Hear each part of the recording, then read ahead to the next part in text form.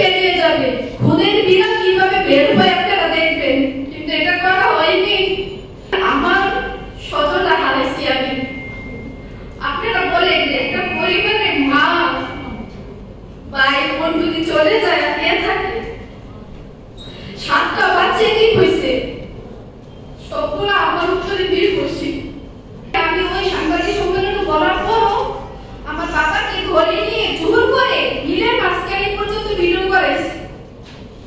আমি কিন্তু জানি, আমি বুঝতে পারছি এরকম একটা কিছু হবে, এটাই হয়েছে।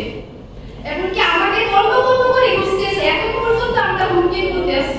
বিচার নেই, আমি তো বিচার পাইতেছি না। আজকে প্রায় 2 মাস হয়ে যেতেছে ঘটনার 3য় দিন রেকর্ডিং কিছু আসামি ধরার পর আজ পর্যন্ত কোনো আসামি ধরা হয়নি। প্রশাসন ইচ্ছে করলে 24 ঘন্টার ভিতরে সব আসামি ধরতে পারে। আমার মা বিএনপি করতেন, যার জন্য ওই আমলে উনি একজন মহিলা, ওনাকে ইচ্ছে করলে দর্শন মামলা দিতে পারবে না, মারার মামলা দিতে পারবে না, অস্ত্র মামলা দিতে পারবে না। যার কারণে ওনাকে মাদক মামলাটা একটু নিজেই বাংলাদেশের জন্য বাংলা থানায় কোনো মাদক মামলা হলে রেফারেন্সে ওনার নাম দিয়ে দিতেন। আপনারা তদন্ত নেন যে কয়টা মামলা ওনাকে 1 নম্বর আসামি আছেন, মামলার এফআইআরে ওনার নাম দিয়ে দেন। আমি ওই সাংবাদিক সম্মেলনের সময় বলছিলাম যে আমি যদি বাংলাদেশে বিচার পাই তো আপনাদের কারণে বিচারটা পাবো, সব সাংবাদিক ভাইদের দ্বারা।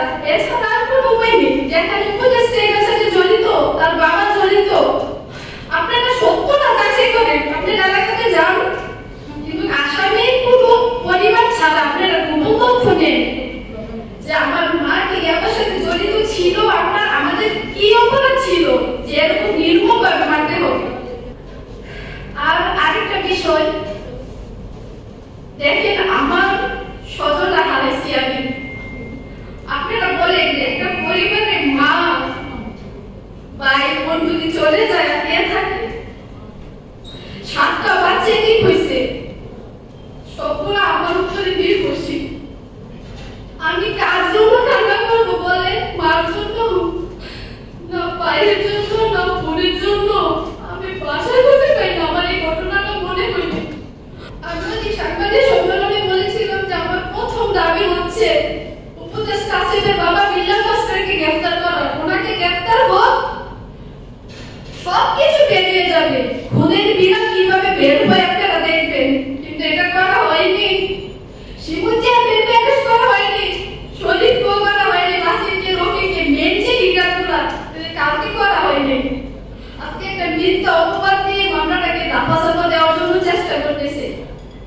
আর আমরা আমাদের স্বজন হারাইছি। আমরা কোনো দল ভিতরে পক্ষে কথা বলতেছি না, আমাদের কোনো দল নেই। এখানে আফ্রিকার কোন দোষী করতেছে বিএনপি রে, আমরা বলতেছি কারণ ওইটা কোনো দেখা ফেকে নিয়ে দেন। আমরা কি কোনো দল ভিতরে পক্ষে কথা বলতেছি? যারা এটার সাথে জড়িত কোনো মেন আসামি এখন পর্যন্ত অ্যারেস্ট হয়নি। আমরা চাই বিচার। আমরা আমাদের স্বজন হারাইছি, যারা এটার সাথে জড়িত ছিল। সিসি ক্যামেরার ফুটেজ কিছু আছে, কিছু বাড়ির পশ্চিম পাশ দিয়ে ঢুকছিল আমাদের মার্কেটের দক্ষিণ পাশে, আমার কাকার মার্কেট, ওই মার্কেটে কোনো সিসি ক্যামেরা ছিল না, ওই দিক দিয়ে ঢুকছে। আপনারা এটা তদন্ত করেন। এখানে কেউ কাউকে দোষ দিয়ে কোনো লাভ নেই। আর দেখেন, আমি ওই সাংবাদিক সম্মেলনে বলার পরও আমার বাবাকে ঘরে নিয়ে জোর করে মিলের মাঝখানে পর্যন্ত ভিডিও করেছে। আমি কিন্তু জানি, আমি বুঝতে পারছি এরকম একটা কিছু হবে, এটাই হয়েছে। এমনকি আমাকে বন্ধ করে বুঝতেছে, এখন পর্যন্ত আমরা হুমকির মধ্যে আছি। আমাদের কোনো নিরাপত্তা নেই, কোনো নিরাপত্তা দিচ্ছে না প্রশাসন। কোনো দল এখন পর্যন্ত আমাদের পাশে এসে দাঁড়ায়নি। এটা বাংলাদেশ, এতগুলো মানুষ মারা গেছে, কোনো বিচার নেই। আজকে 2 মাস হয়ে গেছে, আমি কোনো উন্নতি দেখতেছি না। না আমাদেরকে নিরাপত্তা দিচ্ছে কোনো প্রশাসন, কোনো দল, কোনো দলের লোক। বাংলাদেশে এত রাজনীতিক, এত নেতা, এত এমপি, মন্ত্রী, বিএনপি, উপদেষ্টা, কেউ আমাদের পাশে একবার এসে দাঁড়ায়নি। আমরা খুব অসহায়। আমি ভাবতে পারিনি যে আপনাদের সামনে আমাকে আবার আসতে হবে। আপনাদের সাংবাদিক ভাইদের কাছে দীর্ঘ